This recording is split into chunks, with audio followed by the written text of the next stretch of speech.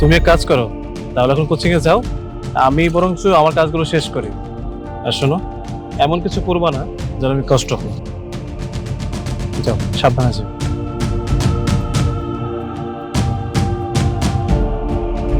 আজকে ধরবো চুল, কি করে বেড়াস সব আজকে বের করেছেন। মানুষ তোমাকে অনেক কথা বলেছে, প্রেম করে বেড়ায়, এদিক চায় সেদিক চায়। আজকে হাতে নাতে ধরবো যদি কোন কোচিং এ চাস। এমন সিস্টেম করে দিয়েছি, পুরো রাস্তা এখন পাইপ থেকে পানি পড়তে পড়তে যাবে, আর সেটা হচ্ছে আমার মার তোকে ধরার জন্য। এনে ধর, আর ব্যাগটা নিয়ে তাড়াতাড়ি কোচিং যাও। বেবি, ও তুমি চলে এসেছো, ভালোই হয়েছে। আমার হবু হাজবেন্ড তো জানে না আমি কতটা চালাক। ও ব্যাগের মধ্যে পাইপ ঢুকিয়ে দিয়েছে যাতে ও আমাকে ধরতে পারে। আচ্ছা চলো আমরা যাই।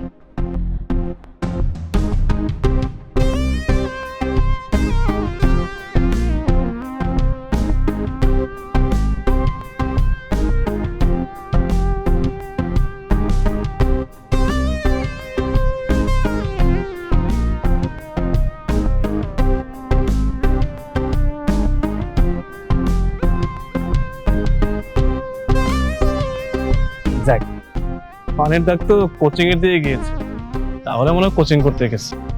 ঠিক আছে, আমি এক কাজ করি, আমি এখানে দাঁড়াই, ও তো এই পথ ধরে আসবে, ওকে নিয়ে আজকে বাসায় যাবে। ও আমাকে দেখলে অবশ্য খুশি হয়ে যাবে। তোর আমি কি উল্টা পাল্টা চিন্তা করছিলাম।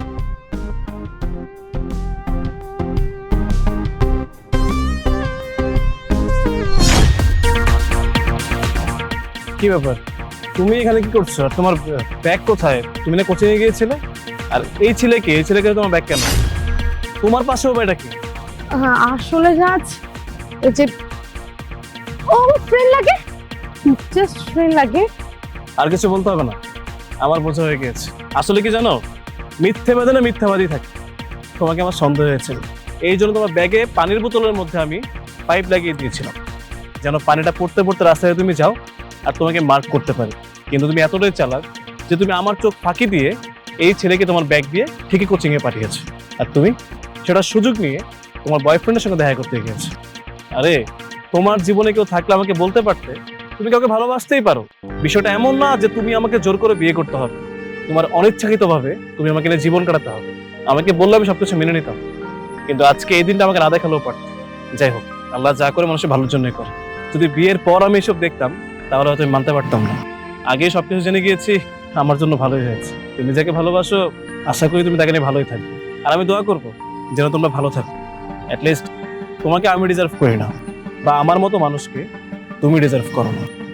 যাই হোক, ভালো থাকবে, সবসময় যে খেয়াল রাখবে।